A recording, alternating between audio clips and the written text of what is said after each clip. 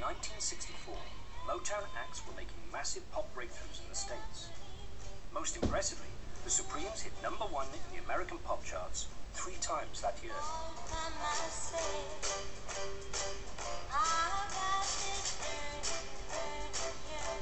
I think because of the success that he's had, it made you want to go further if you could. It becomes, wow, look what we've done. Let's do some more.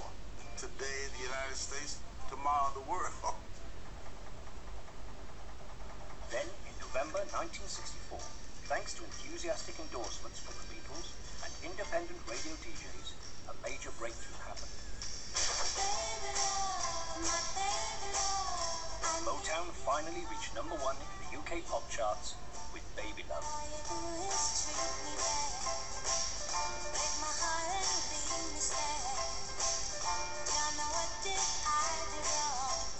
With success rocketing in the States and their very first #1 hit single in the UK, Berry Gordy believed the time was right to launch a major Motown offensive in Britain.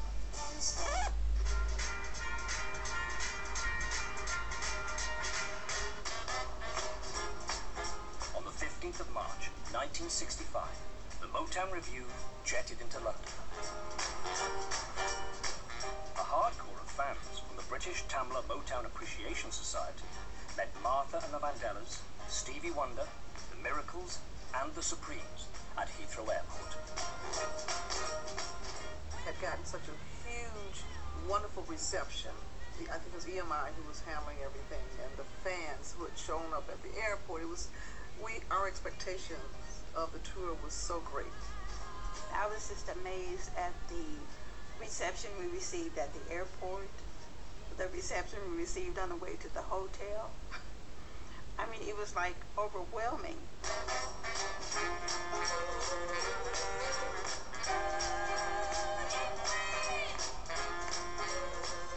On the 20th of March, 1965, the Motown artists were nervously gearing up backstage at the Astoria to play their very first UK show. Following their #1 hits in the States and UK, the Supremes were now headlining for the first time. I remember going along to the Astoria, which in those days was in Finsbury Park, going with Vicky Wickham and a lot of the Ready Steady Go gang. I mean, everybody was just bowled over. These great-looking guys or great-looking girls in costumes, you know, doing routines and steps and dances that, you know, we hadn't even dreamed of, far less seen. It was absolutely phenomenal. The very youngest Motown star to perform that night was also a pretty tough act to follow. Motown Revue proudly presents 13-year-old genius of our time. The one and only little Stevie Wonder.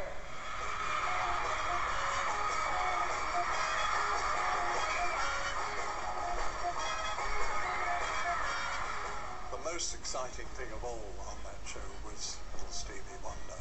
He was absolutely blindingly brilliant.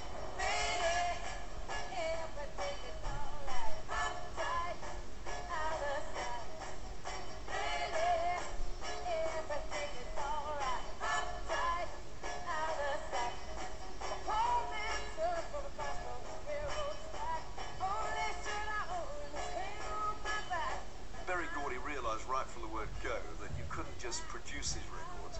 The artists had to be exciting and go on stage and present these songs. They had the wigs and everything, and they had these wonderful costumes that they came out in, but it was all glamorous. And every night they would just go out there and just perform, and they were always 100% every single performance they did. The most depressing thing of all about the opening concert was the fact that the theatre was half empty. I thought that was so sad, and those of us who were there had to cheer and clap about 10 times louder than usual just to try and make up for it. Despite the low attendance at the Astoria, Gordy kept the Motown acts so busy they had no time to dwell on the small turnout. On our first press conference, people pressed in, nowhere to sit, body to body, and very hot temperature because it was so crowded from body heat. one of the paparazzi say to me, you look a little bit weary. You could use some Guinness. And I'm saying to him, what's a Guinness? And he said, I'll tell you, I'll go get you a half pint. He came back and I drank it because I needed the help.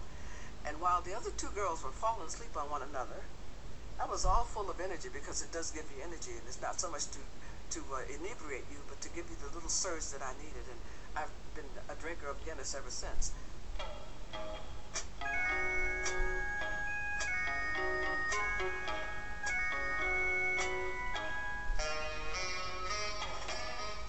Following 2 shows in London, the Motown Revue left the capital for their 3-week tour of Britain. Motown boss Berry Gordy accompanied his artists on the UK tour. He was the man who orchestrated all the elements that made Motown unique, from the artist development department to music that crossed racial barriers. It was his vision that would eventually push Motown onto the global stage. Well, he obviously had a big say in things. I think in how they dressed, how everyone looked, how the material was. I think you've got to hand it to Berry Gordy. It didn't seem like the other labels had such a charismatic leader. Berry Gordy wanted the Motown tour to promote both his artists and the label at the same time. The idea of a review, I mean, a label putting together their artists to come over and say, look, this is promoting not only the artists themselves, but the label itself, the whole concept, the whole ethos of what Motown was all about. That was an extraordinary thing. We didn't really have that going on in UK at all. In fact, I don't think that, I think it was possibly the first time the word review had been used for a tour of that nature.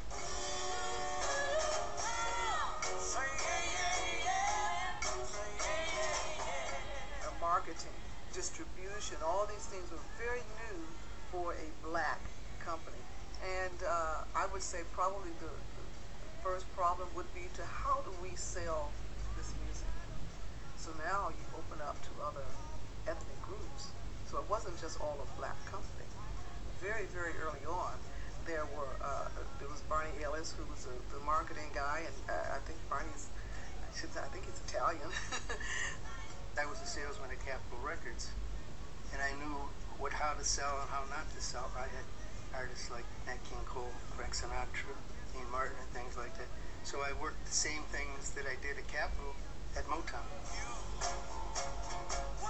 Gordy always hired the best person for the job, irrespective of race. His talent was to know what people could do and to say, okay, that's good for me. You're hired. Dave Godin ran the British Tamla Motown Appreciation Society and was the label's official advisor in the UK. Dave Godin, in this country, just went to great lengths to promote it in every way he could. But intriguingly, because of Dave Godin's passion for the music, he may have exaggerated Motown's popularity